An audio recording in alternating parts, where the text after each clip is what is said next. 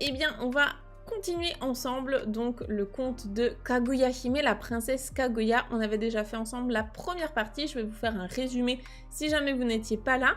Et on va pouvoir comme ça attaquer ensemble la deuxième partie. Donc c'est un conte qui est divisé en 3 parties. Pour le replay YouTube, je vous mettrai directement dans la description le lien vers eh bien, ce livre, si jamais vous avez envie de vous le procurer. C'est ce livre sur lequel je me base aujourd'hui. Et c'est donc un livre pour enfants japonais, donc tout est écrit bien sûr en japonais. On est là pour décortiquer tout ça ensemble. Il y a très peu de kanji, puisque du coup c'est vraiment fait pour les petits enfants japonais qui connaissent pas encore beaucoup de kanji. Donc c'est pas mal si jamais vous êtes dans l'apprentissage des kanas peut-être. Voilà, pour renforcer tout ça. Voilà, je vous fais un petit résumé de l'histoire. Je vais regarder où est-ce qu'on s'était arrêté la dernière fois. Donc, notre princesse, d'où est-ce qu'elle vient? Eh bien, on a un petit papy qui est un coupeur de bambou. Et quand il est allé se balader un jour dans sa forêt de bambou, il en a vu un qui brillait très fortement à sa base. Donc, il l'a coupé et dedans, eh bien, il y avait une toute petite fille. C'était donc, bien sûr, la princesse Kaguya.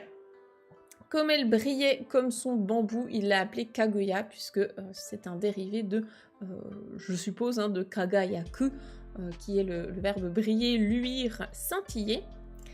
Et donc il l'a ramenée chez lui, ils l'ont élevée avec sa femme, les deux n'avaient jamais eu d'enfant, donc ça tombait bien.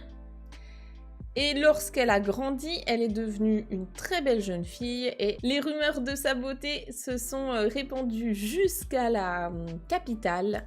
Et c'est pour cela qu'elle a reçu énormément de demandes de prétendants qui cherchent à l'épouser. Et parmi toutes ces demandes, il y en a 5 en particulier qui provenaient de jeunes hommes au rang, au statut social très élevé. Et donc, le père adoptif de Kaguya Hime, eh bien, était très content de recevoir ça. Donc voilà, il les a mis un petit peu de côté, ces 5 candidatures. Et donc, eh bien, il pensait marier la princesse Kaguya à l'un de ces 5 jeunes hommes. Voilà, on s'était arrêté là, et donc on va découvrir ensemble la suite. Donc comme d'habitude, hein, ce que je vous encourage à faire, c'est prendre de quoi vous désaltérer, parce que on va faire chauffer nos cerveaux, et prenez de quoi noter, comme ça vous pourrez prendre note des mots qui vous intéressent de retenir. Comme d'habitude, chacun fait en fonction de son niveau. Donc si vous êtes grand débutant, vous n'allez pas participer de la même manière que si vous avez déjà un JLPT3 par exemple. Voilà, donc chacun fait vraiment en fonction de ses besoins. Alors on est parti pour la suite. Voici la suite, je vais me pousser légèrement parce que je cache le texte. Et voilà. Alors ce que je vous invite à faire, hein, comme toujours, c'est essayer de lire à voix haute avec moi si vous le pouvez. Donc on va lire ensemble cette première phrase. On commence en haut à droite, allons-y. Shikata naku Kaguya Hime wa. Donc là c'est elle qui parle. Watashi no hoshii mono o motte kite kudasatta kata no oyome ni narimashou to iimashita. Alors, la Kaguya Hime, comme elle s'adresse à ses prétendants, eh bien, elle est très polie. Donc, déjà ici, le mot sur lequel j'ai bugué, c'est Shikata naku. Est-ce que vous reconnaissez quelque chose, peut-être ici une expression éventuellement que vous connaîtriez? Parce que c'est un dérivé de ça, donc on va pouvoir en parler. Est-ce que vous reconnaissez un petit peu ce mot? Shikata nai, shikata ga nai. Oui. C'est ça. Et donc, est-ce que vous voyez ce que ça peut vouloir dire shikata nai, shikata ga nai, avec ou sans la particule ga? Ne pas pouvoir s'empêcher, je ne sais pas quoi faire. C'est comme ça, on n'y peut rien. C'est ça. En fait, littéralement, on a 2 mots. On a d'un côté shikata. Donc, si vous l'écrivez en kanji, hein, c'est le shi de shigoto et le kata de la manière. Et donc, shikata, ça veut dire la manière de faire. Et suivi de nai, ou bien de ga nai, si c'est une version un peu plus polie. Plus on enlève de mots hein, dans les phrases en japonais, plus c'est familier. Donc shikata ga nai, shikata nai. Le nai, c'est le verbe arimasen. Donc il n'y a pas. Donc littéralement, shikata ga nai, shikata nai, c'est il n'y a pas de façon de faire. Donc en japonais, ça veut dire, effectivement, on peut rien faire en fait, on peut rien faire de plus.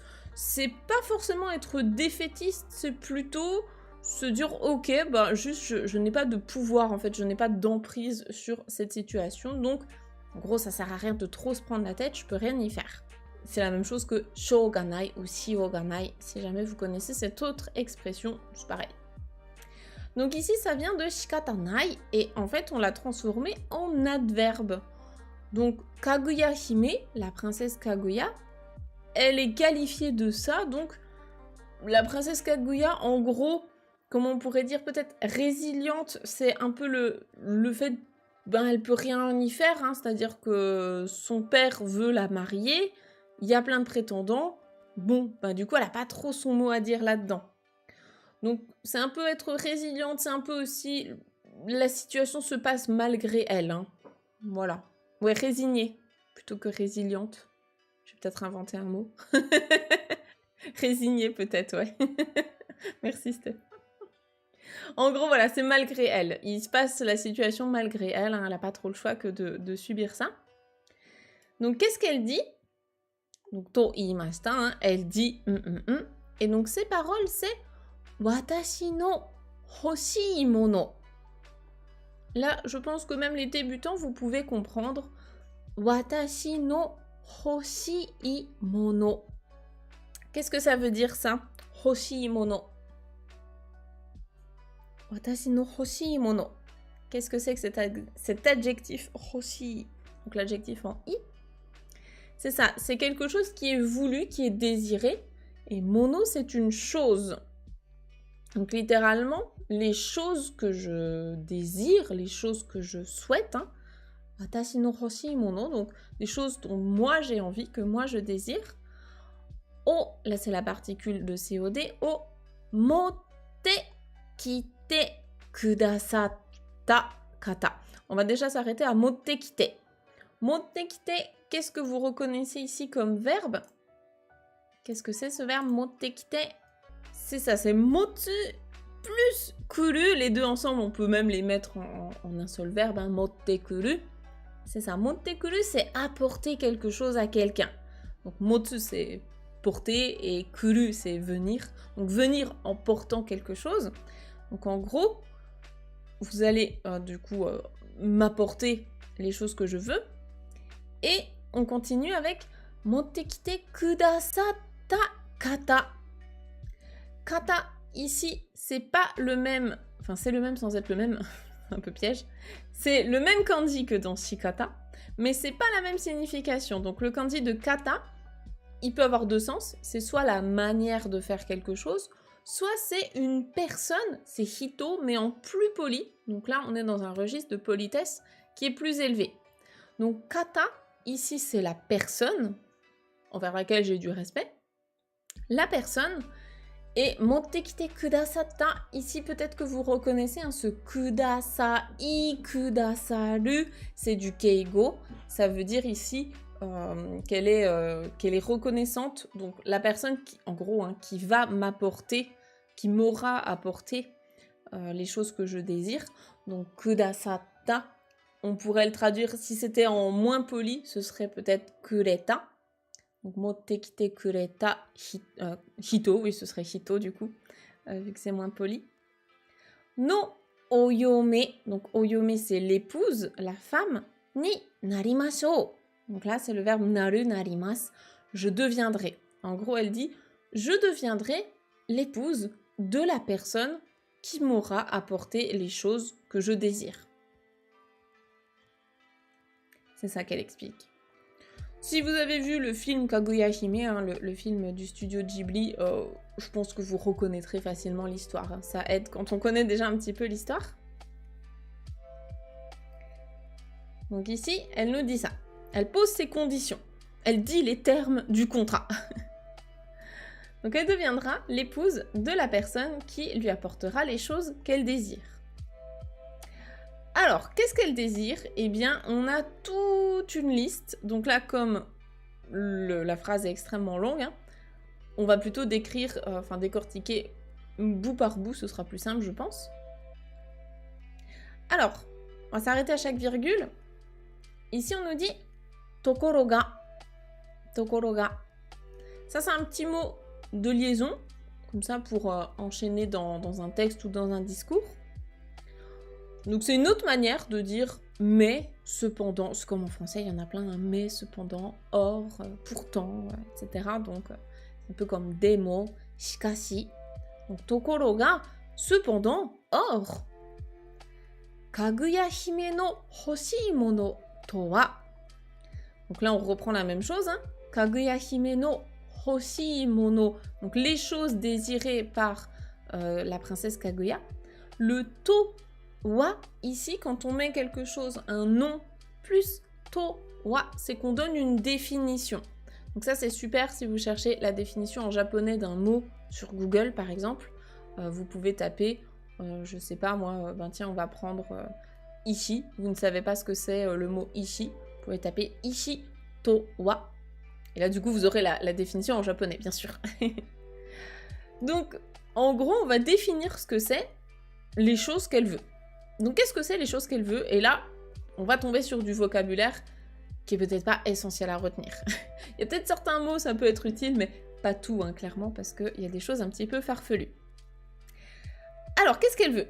La première chose qu'elle veut, c'est Hotoke-sama no ishi de tsukutta hachi. Rien que ça.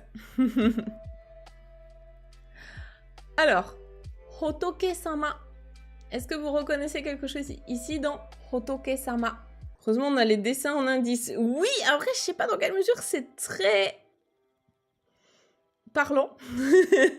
Si on n'a pas trop de description, moi je vois genre une espèce de rat crevé, des billes, des boules de billard, je ne sais pas, un vieux bol fendu, un arbre et un truc chelou rose. Donc je ne sais pas dans quelle mesure ça va pouvoir aider.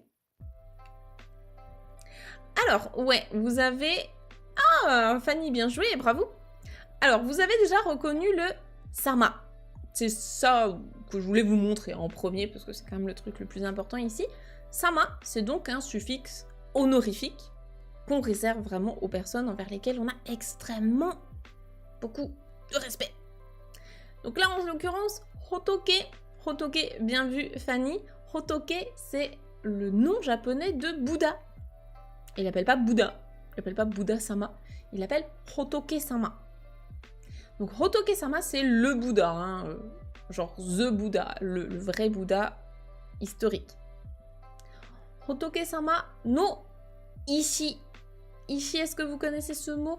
On a le kanji d'ailleurs ici, ça peut peut-être aider. Ishi, ouais, c'est ça, bien vu. Bravo à vous, c'est la pierre. Donc en pierre, ça peut déjà vous donner un indice de quel objet on parle. Donc ishi, de, le de ici c'est au moyen de, c'est la particule de moyen. Ishi de tsukutta, donc avoir été fabriqué en pierre du coup. Hachi. Et donc ça, les noms ici, ce sont vraiment les noms des objets. Hein. On appelle cet objet-là comme ça. Donc Hachi, je vous vois dans le chat à dire 8. Alors oui mais non. C'est ça le problème des japonais quand on n'a pas de kanji, c'est que du coup, un même mot écrit en hiragana, ça peut être plusieurs mots en réalité. C'est pas le hachi du chiffre 8, c'est pas le hachi des abeilles ou des guêpes, c'est le hachi de l'écuelle, le bol. Donc c'est pas un mot super courant, hein. Mais ici, hachi c'est dans le sens l'écuelle ou le bol.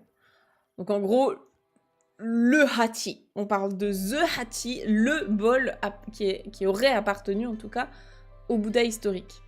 Donc le hachi, enfin l'écuelle, qui a été fabriqué en pierre et donc qui appartenait au Hotoke-sama, à Bouddha. Donc Taibutsu, Butsu ne veut pas dire aussi Bouddha. Si, le Butsu c'est le kanji de Bouddha, sauf qu'en fait on l'appelle pas Butsu.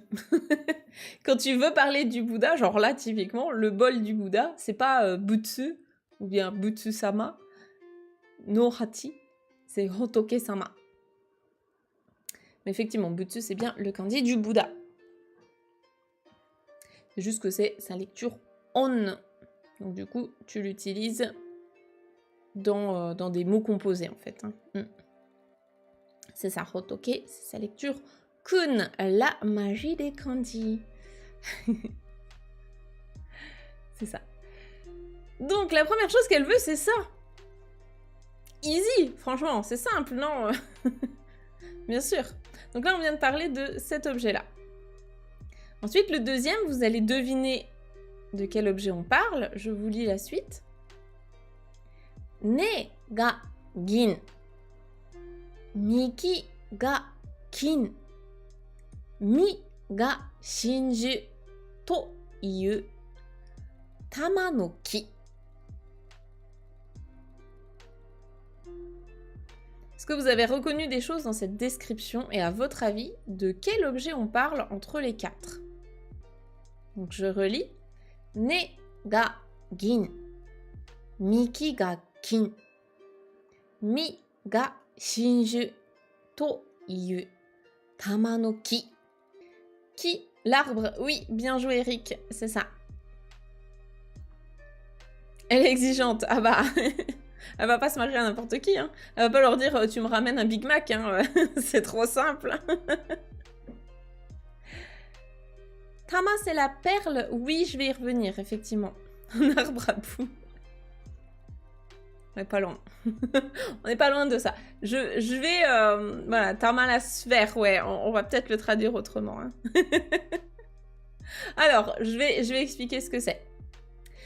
Déjà, effectivement, de tout ça, s'il n'y a qu'un seul mot à retenir, si vous êtes à l'heure actuelle extrêmement débutant et que là, par exemple, ce sont vos premiers mots en japonais, le seul mot que je veux que vous reteniez, c'est ki, donc avec le kanji de l'arbre, qui ressemble pour le coup vraiment à un arbre. Donc ki, c'est l'arbre. Maintenant, il y a quand même d'autres mots qu'on peut essayer de retenir. Ici, on nous décrit gin et kin. Ici, vous voyez, on a un kanji. Là, ils l'ont pas mis parce que c'est vrai que le kanji est à peine plus complexe. Kin, c'est l'or et gin, c'est l'argent. C'est pour ça d'ailleurs qu'on a le pavillon d'or, le pavillon d'argent. Hein. Le Kinkakuji et le Ginkakuji à Kyoto. Ça peut permettre de retenir gin et kin. Qu'est-ce que c'est à votre avis du coup? En sachant que gin c'est l'argent et que kin c'est l'or. À votre avis, qu'est-ce que ça veut dire les mots ne et miki? Alors, il y a Gianni qui propose racine et tronc. Ouais, racine et branche, miki le tronc. L'image donne des indices, bah carrément, ouais. Branche et racine, racine, tronc et racine. Oui, c'est ça, c'est ça. Vous avez la bonne réflexion. Donc, ne, ce sont les racines. Donc, ne ga gin, les racines sont d'argent. Miki, effectivement, c'est le tronc. Miki ga kin, le tronc est d'or. Et le dernier, c'est mi. Mi ga shinju. Alors là, on est sur du vocabulaire un petit peu plus élevé. L'image aide à trouver. C'est aussi ce qui aide, même pour les enfants japonais, hein, ils connaissent pas tous ces mots-là quand ils lisent. C'est l'un de leurs premiers mots, hein, bien sûr, enfin, l'un de leurs premiers livres. Donc ils connaissent pas encore tous ces mots, c'est comme nous. Donc mi c'est tout ce qui est. Alors soit les fruits, les graines, les noix. Enfin, c'est tout ce qui pousse en fait sur l'arbre en question. Donc on le voit un peu là. Et shinju, ce sont des perles. Donc je sais pas, on pourrait dire peut-être les fruits ou les noix, hein, comme vous voulez. Les fruits sont en perles. To iu tama no ki. Donc on l'appelle en fait l'arbre. Alors tama, effectivement, tama ça peut être la boule, mais ça peut être aussi la perle, la sphère, le globe. Moi je pense que c'est plus joli de l'appeler l'arbre aux perles. Parce que du coup, comme ces fruits ou ces graines, enfin, ces noix, sont des perles, je pense qu'on va l'appeler l'arbre aux perles. Ou l'arbre de perles, si vous voulez. Donc elle veut ça. Le deuxième objet qu'elle veut, c'est l'arbre de perles. Troisième objet, qu'est-ce qu'elle veut? Hi, ni, くべても燃えないというヒネズミの毛皮. J'espère qu'il y a peut-être deux mots. Il y a deux mots qui sont vraiment faciles, je pense, ici. Est-ce que vous les avez repérés? Je vous le relis. Hi ni kubete mo moenai toyu hinezumi no kegawa. Est-ce que vous avez repéré deux mots ici? Yes, bien vu. Alors, vous avez repéré hi, le feu, effectivement, avec son kanji, qui est vraiment un kanji pour débutants. Donc celui-là, vous pouvez vous le noter aussi. Alors attention, là, il a une typographie un peu bizarre, hein, parce que c'est une typographie de livre, c'est imprimé. Faut toujours regarder comment vous l'écrivez à la main, hein, pour pas prendre de mauvaises habitudes. Donc, hi, c'est le feu. Et vous avez repéré Nezumi, bravo. Nezumi, c'est la souris ou le rat. Et effectivement, Angela a repéré Moenai, il ne brûle pas. C'est ça. Moeru, c'est brûler. Moenai, c'est ne pas brûler. Effectivement, bravo. Alors, on va traduire ça. Donc, hi ni kubete mo. Ici, c'est la forme en temo. Donc, c'est une forme de conditionnel qui veut dire même si on fait ça. Et donc là, qu'est-ce que c'est? Eh bien, c'est le verbe kuberu qui veut dire jeter au feu, mettre au feu. Du coup, brûler, hein, foutre dans le feu. Mettre au feu. Donc, hi ni kubete mo, même si on le met au feu ou même si on lui met le feu, même si on le brûle. Moenai, il ne brûle pas, donc il ne prend pas feu. Toyu hinezumi no kegawa. Donc, hinezumi, c'est la souris de feu ou le rat de feu, on peut le traduire comme on veut. No kegawa. Kegawa, c'est sa fourrure. Oui, bravo Eric. Exactement, c'est la fourrure. Donc, le troisième objet qu'elle veut, c'est la fourrure du rat de feu ou de la souris de feu. Et donc, c'est comme ça qu'on l'appelle. Hein. C'est quelque chose qui ne brûle pas, même si on le met au feu. Donc, c'est ce dessin de rat crevé, là, en haut. C'est horrible. Donc, elle veut ça. Il me semble, je crois me souvenir que dans le film du studio Ghibli, il l'appelle le manteau du roi des rats ou quelque chose comme ça, ou du roi feu, enfin du roi des rats du feu ou quelque chose comme ça, il me semble. Donc voilà, après chacun interprète un petit peu comme il veut. Là, nous on est vraiment dans la traduction littérale. Ok, donc ça c'est le troisième objet, c'est celui-là. Il nous en reste deux, on va essayer de comprendre ce que c'est. Le quatrième objet c'est Ryu no kubi ni aru to iu goshiki no tama. Je relis. Ryu no kubi ni aru to. Non, aru to iu. Je pense que les deux vont ensemble.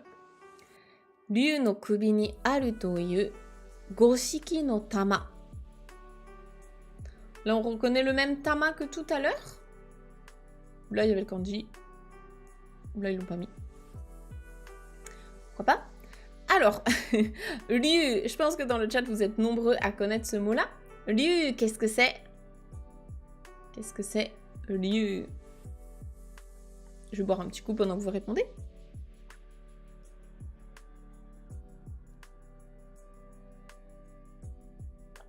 Yes, bien joué. Vous êtes au taquet. C'est cool. Ryu, c'est effectivement le dragon. Le dragon. Kubi, qu'est-ce que c'est? Kubi, ça, c'est un mot important pour les débutants. C'est une partie du corps. Juste pour faire un coucou. Pas de souci. Et ben, courage à toi, Johanna. Merci d'être passée. Merci de faire un petit coucou. Et en parlant de coucou, justement, Kubi, c'est le cou. C'est facile de s'en rappeler, hein. Kubi, le cou, du coup. C'est ça. Kubi, le cou. Donc, le cou du dragon, ou d'un dragon, hein. On sait jamais trop avec le japonais. Donc, Ryu no kubi ni aru, donc qui se situe dans le cou d'un dragon. Et donc, on les appelle les goshiki no tama. Donc, tama, on a dit, ce sont des sphères, des boules des globes ou même des perles, hein, si vous voulez. On peut les appeler comme on veut. Moi, je vais les appeler les sphères, je pense que c'est pas mal. Les sphères de Go Shiki. Donc Go, c'est le chiffre 5, on reconnaît le kanji.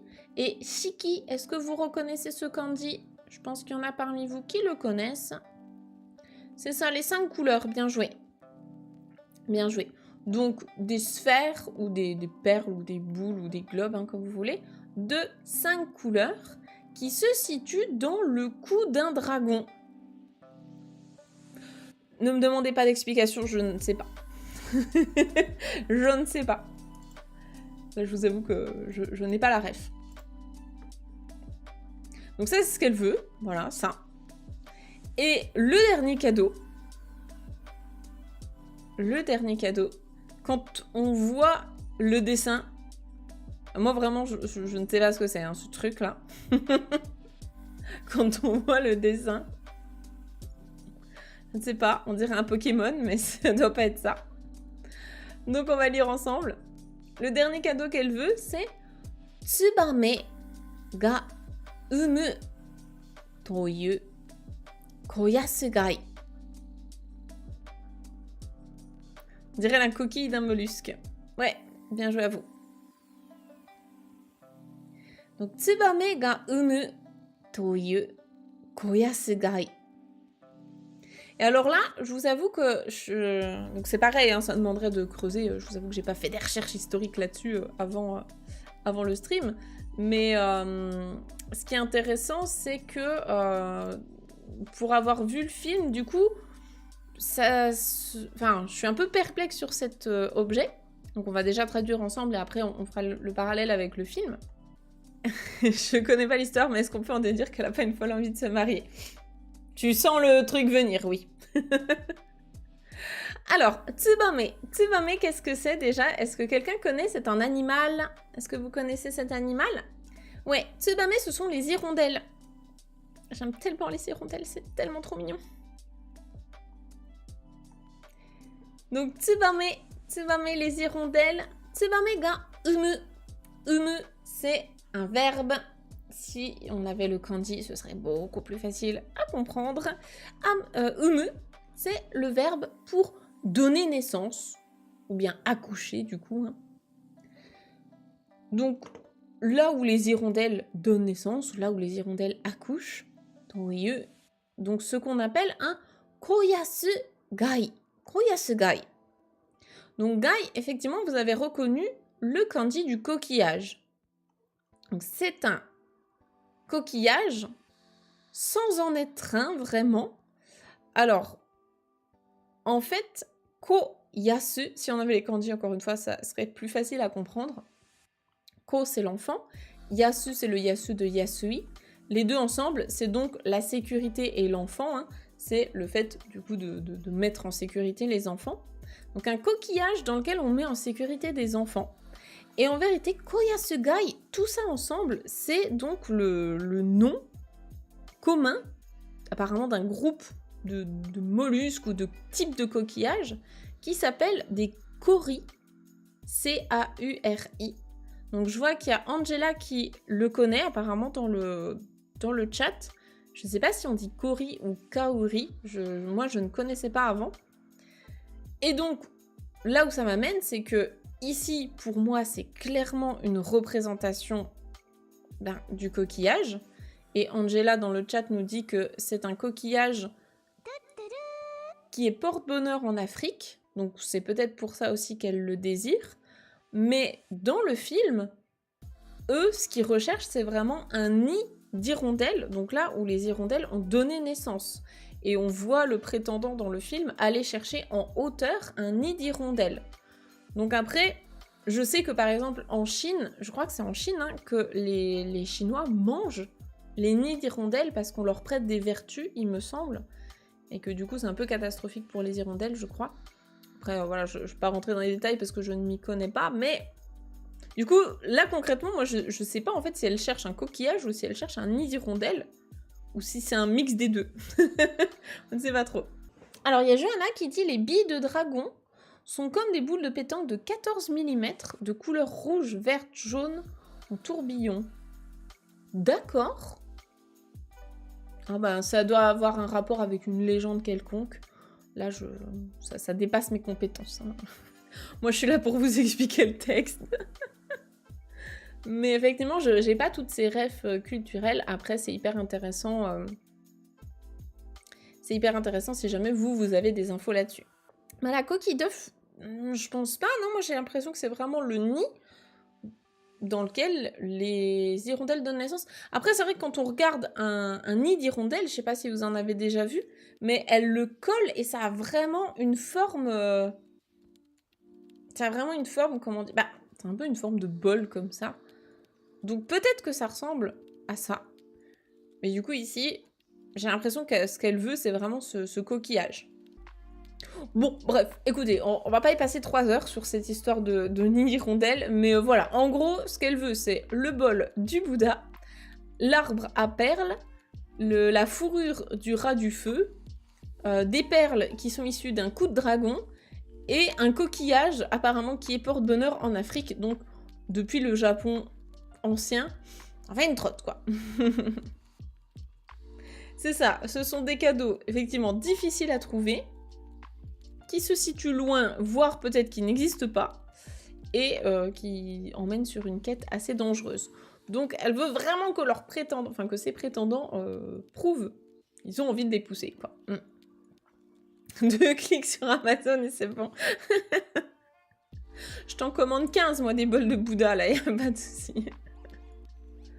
Dans un livre de Kaguya, c'est un coquillage qui se trouve dans un nid d'hirondelle. Ah ouais, là, on est sur un double combo, alors. Ok. Bah, c'est encore pire. Ok, bon bah si tout va bien, on continue. Alors, page suivante, c'est parti. Je vais me mettre là.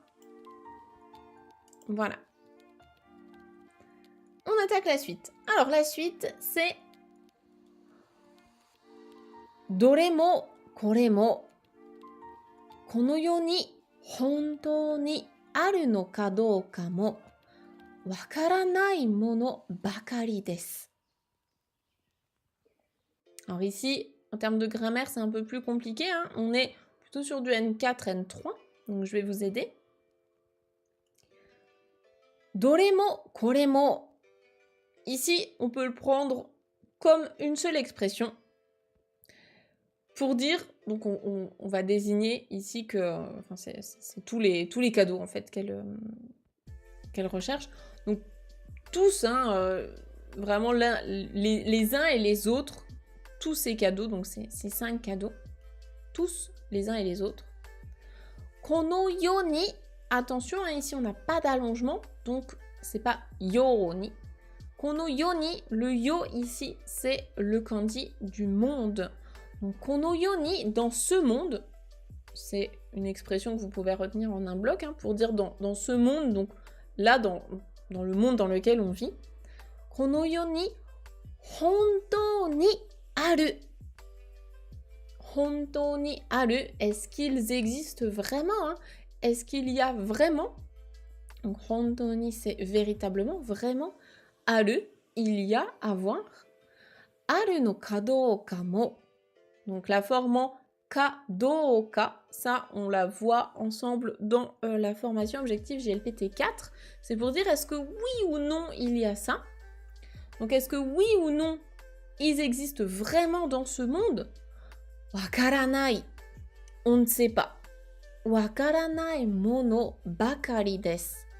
Wakaranai mono bakari desu. Le bakari, ici c'est pour dire c'est que des choses, hein, mono.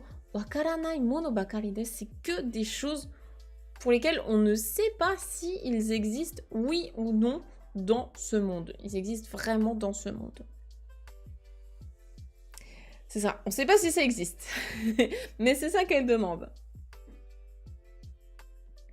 C'est ça, donc c'est ça qui est rigolo dans sa demande, quoi. Et on sent effectivement que du coup, elle n'a pas spécialement envie de se marier, quoi. Elle dit pas oui au premier venu. Alors, on continue. On nous dit donc 5人の若者が持ってきたものはどれも偽物ばかりでした. Donc là, on nous passe quelques temps, hein, quelques mois, voire quelques années. Dans le film, je crois que c'était quelques années, il me semble. Ici, on nous dit donc Gonin no wakamono, ça c'est ce qu'on avait vu dans la partie 1. Hein. Gonin, donc les 5 personnes. Wakamono, les jeunes gens. Donc les 5 jeunes gens, les 5 prétendants en fait. Hein. Ga motte kita mono wa, donc les choses qu'ils ont ramenées, les choses que les 5 prétendants ont ramenées. Qu'est-ce que c'est? Eh bien, doremo, donc tous en fait, hein, qu'importe ce qu'ils ont ramené, nisemono. Nisemono, ce sont des contrefaçons. Nisemono bakari deshita. C'était que des contrefaçons. Donc tout ce qu'ils ont ramené, parce que du coup ils sont partis en quête de ces trucs farfelus, tout ce qu'ils ont ramené c'était des contrefaçons. Évidemment. Kono uwasa wa yagate Mikado no mimi ni mo todokimashita. J'espère que vous vous rappelez ce que c'est Yagate parce qu'on le voit tout le temps. Kono uwasa. Effectivement, bravo Fanny, c'est bien cette rumeur. Donc uwasa, c'est une rumeur. Kono uwasa, donc cette rumeur hein, de tout ce qui se passe là, cette histoire farfelue. Kono uwasa wa yagate. Yagate, qu'est-ce que c'est? Yagate, c'est au bout d'un certain temps, finalement, au bout du compte. Ah mais vous allez la voir, hein. Vous allez finir par la voir. En plus, j'ai pensé à vous, c'était... Dans quelle chanson? Je sais plus. J'ai entendu ce mot dans une chanson il y a pas longtemps et je me suis dit « Ah, j'espère qu'ils vont la voir la prochaine fois qu'on le croise. » Eh ben non. Il veut pas rentrer, je l'oublie toujours. Ouais, mais on le voit chaque semaine. Bon, vous pouvez le noter en post-it et comme ça, vous le mettez à côté de votre ordi. Et la prochaine fois, vous l'aurez. Le faire copier 100 fois, ça peut être utile. Interro en début de lecture, à fond. Je l'avais fait 1 ou 2 fois d'ailleurs, tiens. Petite interro surprise de Voca. Alors, Yagate, donc, en plus de ça, on peut le traduire de plusieurs manières en fonction du contexte. Donc là, c'est au bout d'un certain temps, hein, finalement. Mikado. Alors, Mikado, oui, j'ai pensé à ça aussi en faux ami, ça m'a fait rire de le croiser, ce petit mot. Donc, Mikado, c'est pas un biscuit. C'est pas une marque de biscuit. Mikado, en fait, c'est un autre mot pour désigner l'empereur. Donc ici, c'est l'empereur. Mikado no mimi, donc les oreilles de l'empereur. Hein. Ni mo todokimashita, donc todoku, c'est arriver, enfin être arrivé ou être délivré ou autre. Enfin, en gros, la rumeur, elle est arrivée jusque dans les oreilles de l'empereur. Au bout du compte, elle est arrivée aux oreilles de l'empereur. C'est remonté jusqu'aux oreilles de l'empereur, tellement cette histoire est improbable. Parvenir, ouais, c'est ça aussi, c'est pas mal. Donc, maintenant, on a l'empereur qui arrive dans l'histoire, hein, Monsieur Mikado. Et donc, on nous dit « Soko de Mikado wa kari ni dekaketa kaeri ni sotto Kaguya hime no ie o tazunete miru koto ni shimashita. » Alors, ici, on a des petits mots plus faciles que d'autres. Donc déjà, ce qu'on nous dit, c'est sokode. Donc sokode, là, c'est pareil, c'est un petit mot pour enchaîner. C'est donc et alors, hein, et puis après ça. Donc et alors, c'est pas mal. Donc la rumeur est arrivée jusqu'aux oreilles de l'empereur. Et alors, eh bien, l'empereur, qu'est-ce qu'il a fait? Kari ni dekaketa. Il est sorti à la chasse. Donc kari, c'est aller chasser. C'est pour ça qu'on le voit ici avec un arc. Donc kari ni dekaketa, il est sorti à la chasse. Donc il est allé vivre sa vie d'empereur. Et ensuite, eh bien, kaeri ni, donc au retour, sur son chemin de retour de la chasse, soto, ça on l'avait déjà vu aussi, je pense, 1 ou 2 fois. Soto, c'est discrètement, secrètement, tout ça, discrètement, secrètement. Ça peut être aussi, voilà, furtivement ou bien en cachette.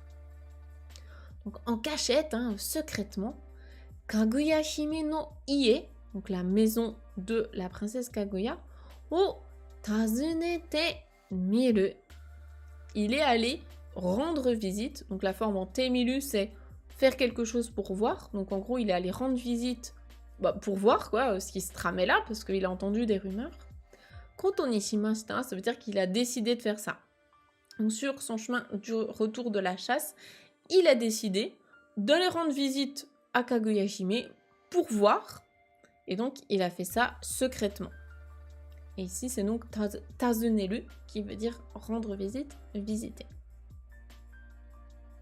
Voilà ce qui se passe sur cette page. Je vais aller un petit peu plus vite ici. Donc, comme d'habitude, s'il y a des questions, vous pouvez vous manifester avant que je passe à la suite.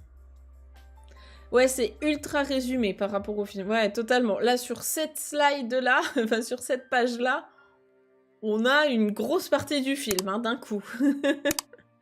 Alors, on va continuer s'il n'y a pas de questions.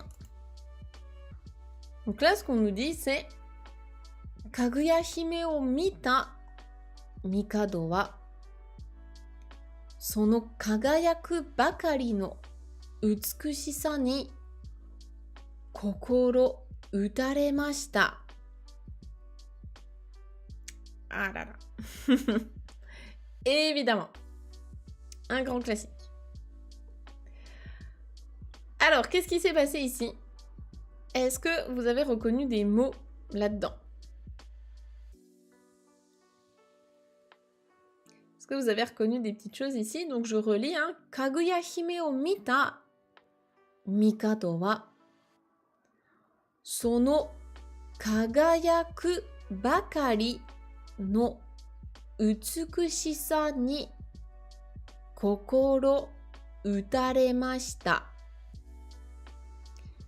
Kokoro, le cœur, c'est bien ça. Mita, donc avoir vu.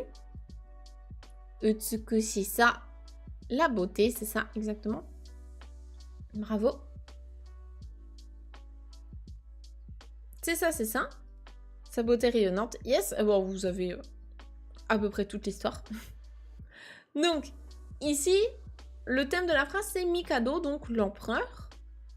L'empereur, et il est qualifié de Kaguya Hime o mita.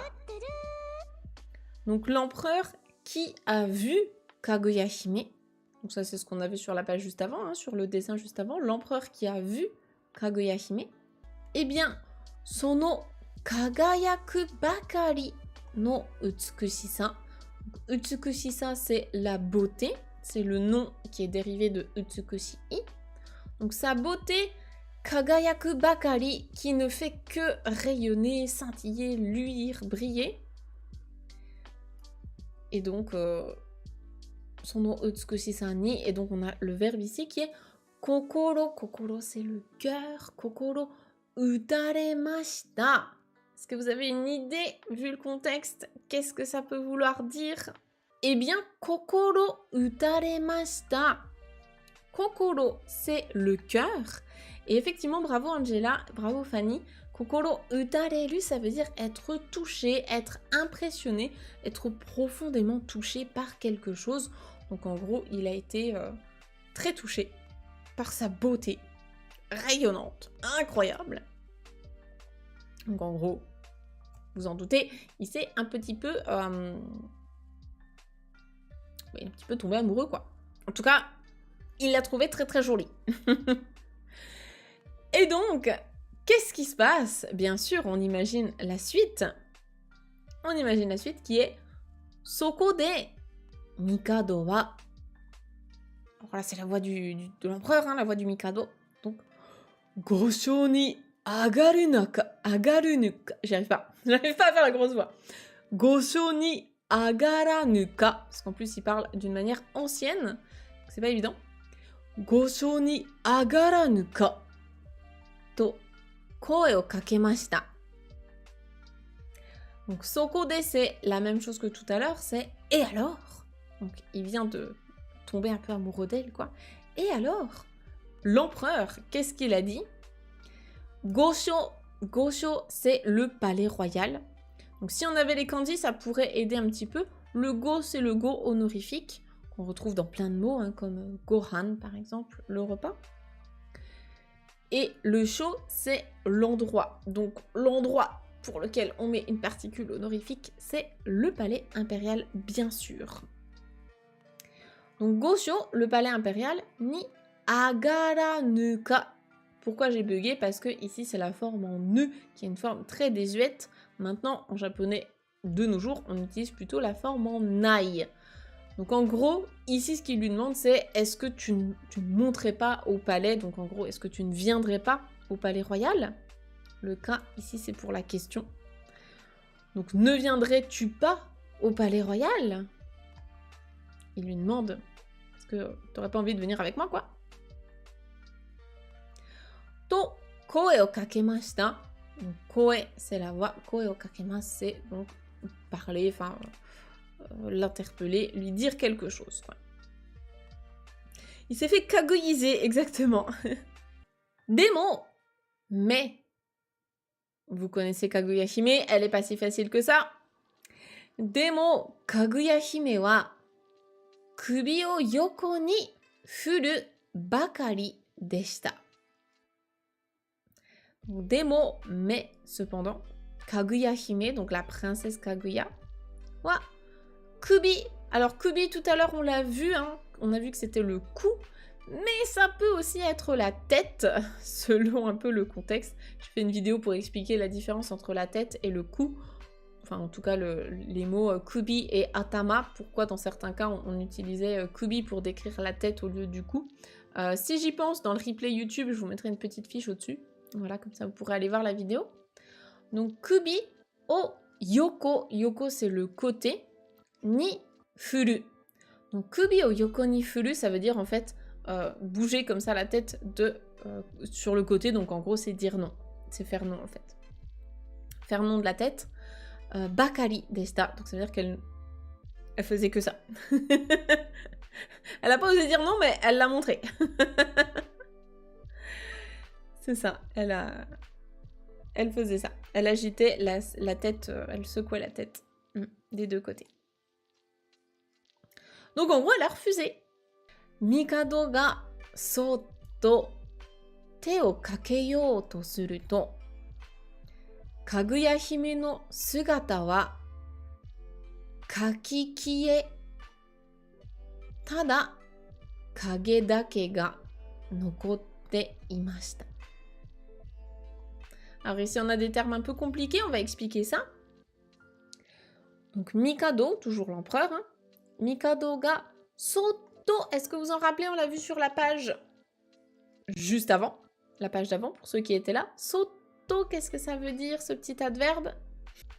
Discrètement, furtivement, c'est ça. Exactement. Sotto.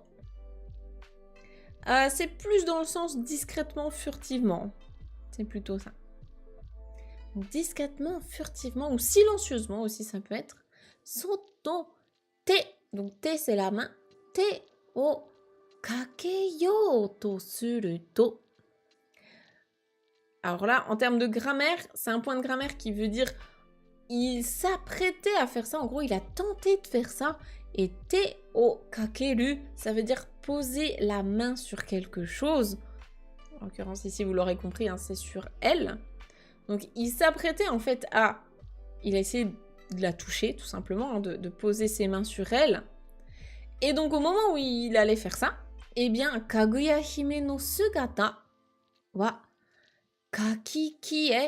Donc, Kaguya Hime no sugata, c'est sa silhouette, en fait, hein, elle-même. Wa kakikie. Donc, si vous connaissez le verbe kieru, en fait, c'est pareil, hein, c'est disparaître. Donc, kakikieru ou bien kieru, c'est disparaître. S'évaporer, en fait, comme ça, dans les airs. C'est exactement ce qu'on voit sur l'image. Donc, sa silhouette s'est évaporée. Et tada, seulement, kage dake. Donc, kage, c'est... Ça peut être une ombre. Ou... Là, on voit cette espèce de petite fumée bizarre. Mais en gros, c'est une ombre ou vaguement une silhouette ou quelque chose. Donc, kage dake, donc seulement une ombre, ga nokotte imashita. Ou c'est peut-être ça, en fait. Je suis en train de me dire, je l'ai pas vu au sol. Ah oui, mais je suis dessus, attendez, je me pousse. Ça. C'est vrai que par terre, il y a comme une ombre. C'est peut-être ça, je ne sais pas. En tout cas, kage dake ga nokotte imashita, il ne restait qu'une ombre. Donc elle s'est évaporée et il ne restait qu'une ombre. C'est le verbe nokoru, nokorimasu, qui veut dire rester. Donc voilà, ici elle s'est évaporée. Et il ne restait que son ombre. Ouais, effectivement, on voit sur le sol qu'il y a une espèce d'ombre chelou. Ok. Bon, comme d'habitude, hein, si jamais vous trouvez que en termes de vocabulaire ou de grammaire, le niveau est élevé, vous piochez uniquement dans ce qui vous correspond à l'heure actuelle. Hein. Si vous retenez 1 ou 2 mots sur cette page, c'est déjà énorme. Je serai déjà super contente. C'est toujours mieux que rien, donc ne vous prenez pas du tout la tête si jamais le niveau, vous trouvez que c'est élevé.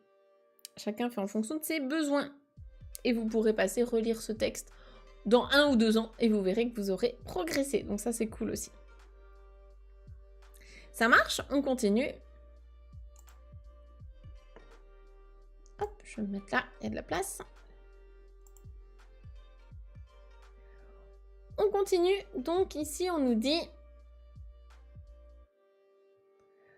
là du coup c'est l'empereur, ouais c'est ça. C'est l'empereur qui parle, ou en tout cas qui dit quelque chose, qui se dit probablement quelque chose, parce que c'est pas des crochets de paroles. Donc il se dit Kore wa kono yo no... Oh, c'est hyper dur à dire ça. Kono yo no mono de wa nai. Kore wa kono yo no mono de wa nai. Donc, kore wa, ceci, hein, ça.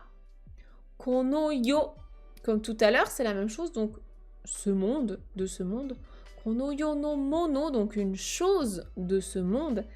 De wa nai, ça n'est pas. Donc ça, ce n'est pas quelque chose, en gros, qui appartient à ce monde dans lequel on vit. Effectivement, t'as une fille qui disparaît et il n'y a plus que son ombre. Tu te dis qu'il y a quand même un truc un peu chelou, hein. Très clairement. Et donc, qu'est-ce qui se passe?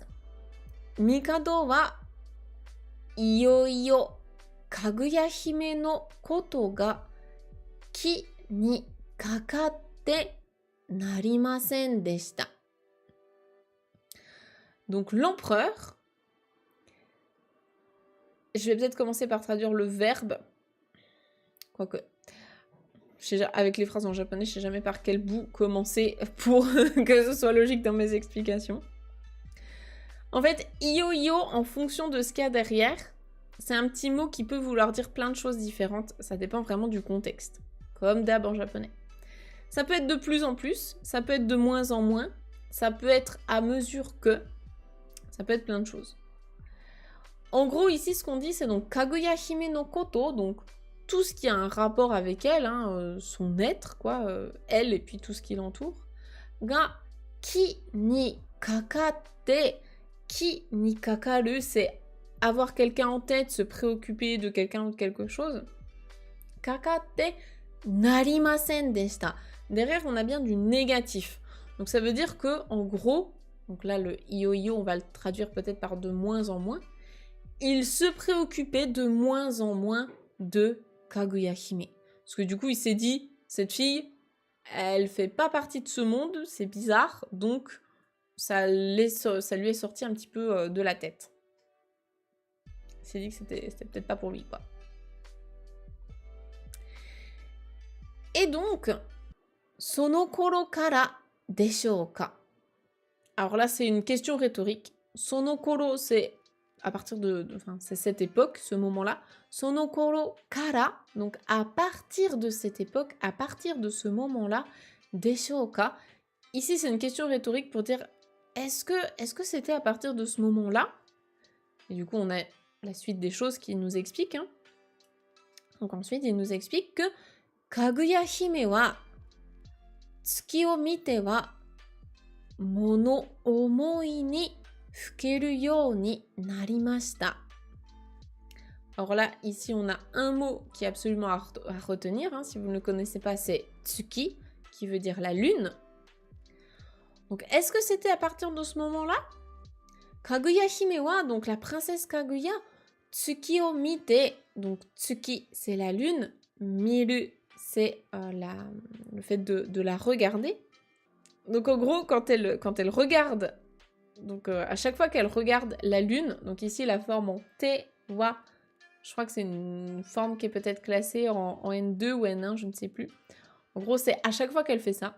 Donc, à chaque fois qu'elle regarde la lune, eh bien, mono omoi ni fukeru you ni narimashita.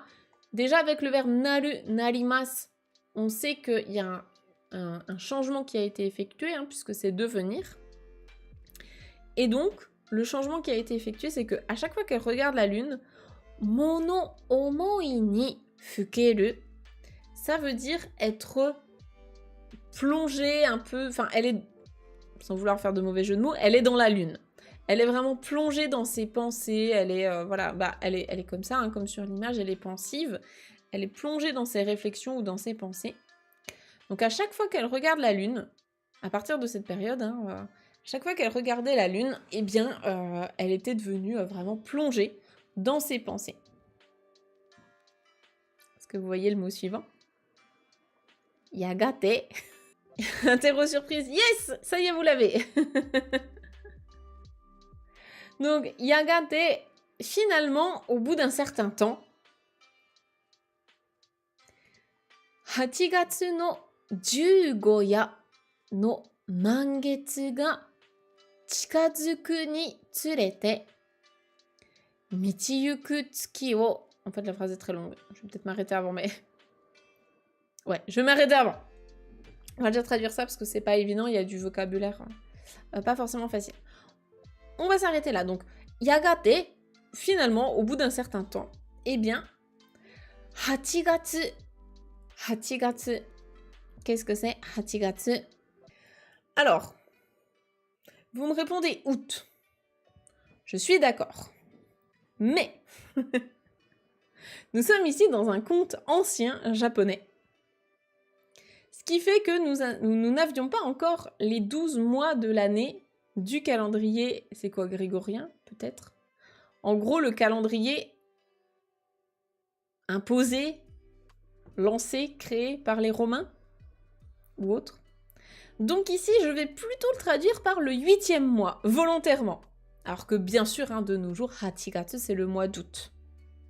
Mais, dans le contexte de l'époque, je vais le traduire par le 8e mois lunaire.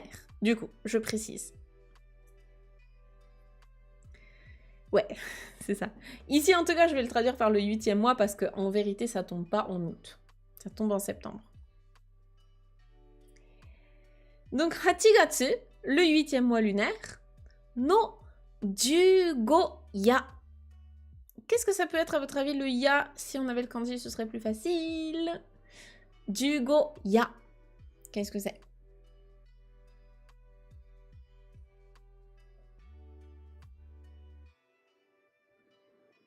Bon, 15, ça normalement vous pouvez le trouver.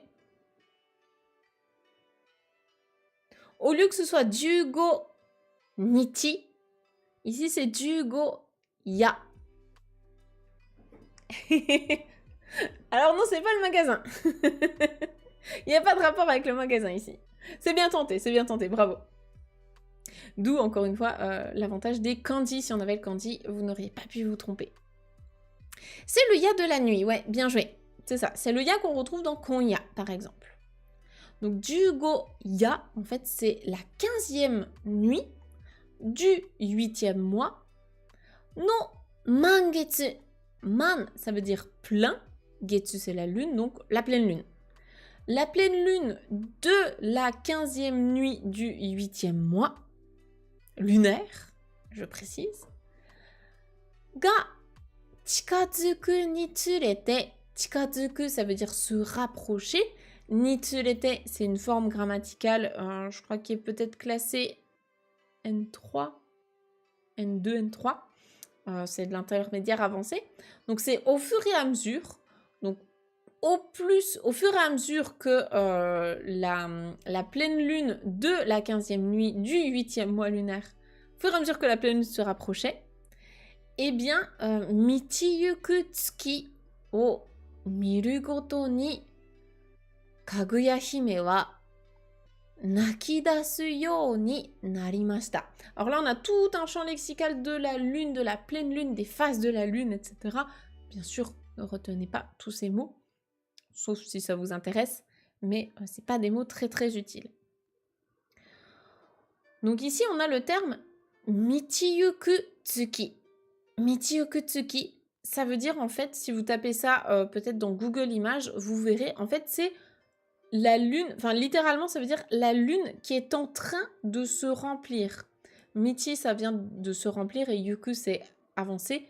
Donc la lune qui est sur son chemin de remplissage, en gros, c'est toutes les phases de la lune qui font qu'elle part de croissant et puis bah elle arrive jusqu'au moment où elle est pleine lune. Donc Michi Yuku Tsuki, donc la lune qui est en train de se remplir, o miru, donc le fait de regarder la lune qui est en train de se remplir, au fur et à mesure que la pleine lune se rapproche, c'est logique. On voit la lune qui se remplit. Donc, miru goto ni Kaguya hime wa nakidasu you ni narimashita. Donc ici, il y a encore une fois un changement. Le changement, c'est elle devient, en fait, plus elle regarde la lune, plus la pleine lune se rapproche, plus elle a envie de nakidasu, pleurer. C'est naku, donc pleurer et dasu, les larmes qui sortent en fait, eh bien plus elle a envie de pleurer, quoi. Plus la lune se remplit. Et alors ce miru goto, j'ai fait des recherches là-dessus. Apparemment, ce goto, c'est une forme un petit peu plus ancienne. J'avais pas de grande explication qui était intéressante, mais en gros, c'est plus elle regarde la lune se remplir, et plus elle a envie de pleurer, quoi. Voilà. Ouais, la lune montante, ouais. Ok. Oui, après, je pense qu'il y a des termes spécifiques aussi en français que je ne maîtrise pas, mais du coup, c'est hyper intéressant d'en discuter avec vous. La lune montante, la lune qui se remplit. C'est ça. On retient que le mot lune, c'est déjà pas mal. Si déjà tout le monde a retenu Tsuki, s'il y a des gens qui connaissaient pas le mot Tsuki et que vous le retenez, c'est l'essentiel. Ok, et bien écoutez, on va lire ensemble une dernière page pour aujourd'hui et ce sera déjà pas mal, je pense. Ok, alors dernière page pour aujourd'hui, on y va.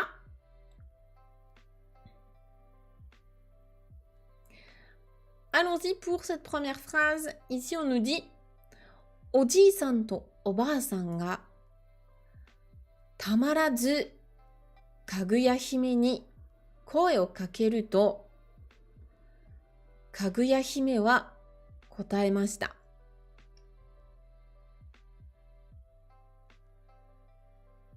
Alors, qu'est-ce qu'on nous dit ici? Donc, Oji-san to oba-san, comme d'habitude, le petit papy, la petite mamie, ga tamarazu Kaguya hime ni koe o kakeru to. Donc, koe o kakeru, hein, c'est le fait, comme tout à l'heure, hein, s'adresser à, parler à quelqu'un. Donc, parler à.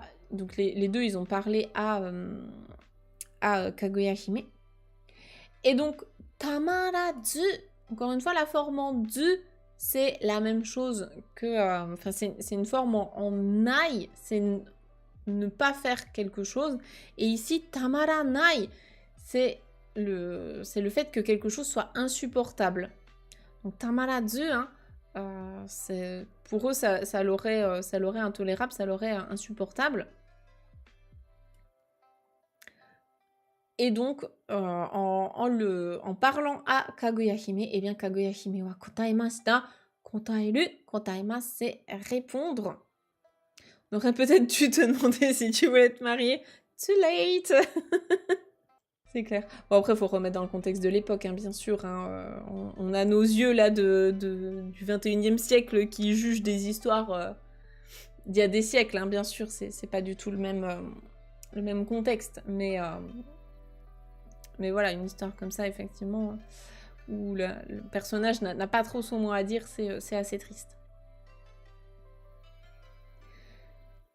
Et donc, là, ce sont les explications de Kaguya Hime. Donc, c'est elle qui parle. Alors, on va essayer de comprendre ce qu'elle explique. Watakushi wa tsuki no miyako no mono. Watakushi. Watakushi.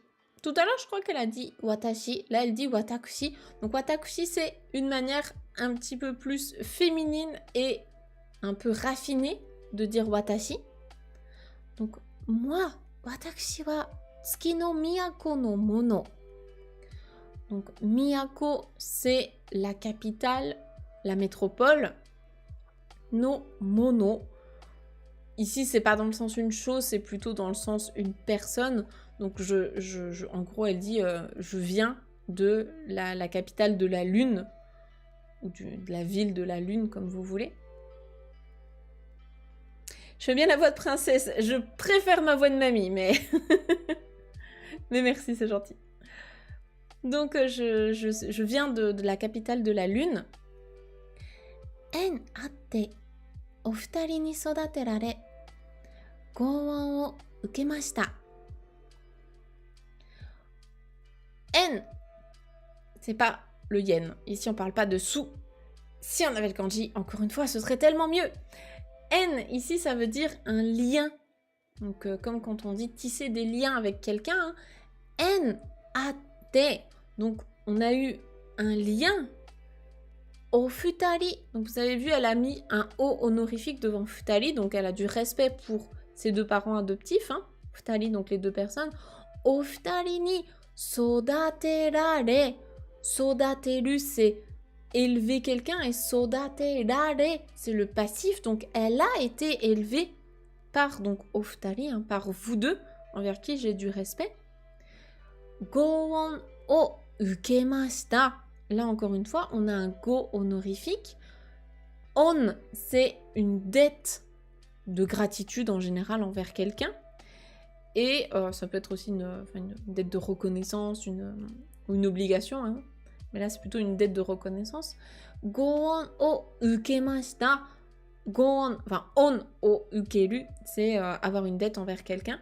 Donc là, elle a mis un go honorifique devant. Donc en gros, on a tissé un lien et vous m'avez élevé, j'ai eu une dette envers vous. C'est une chômeuse con. Elle est pas mal, bravo. Je l'avais pas vu. Moi j'ai trop le nez dedans pour aller voir ces trucs-là. J'arrive à trouver de temps en temps des faux amis, ce qui me fait rire, et après on les met sur Instagram, mais c'est tout. Donc elle a eu une dette de gratitude envers eux. けれども、8月の15夜の満月の夜には、迎えが参ります。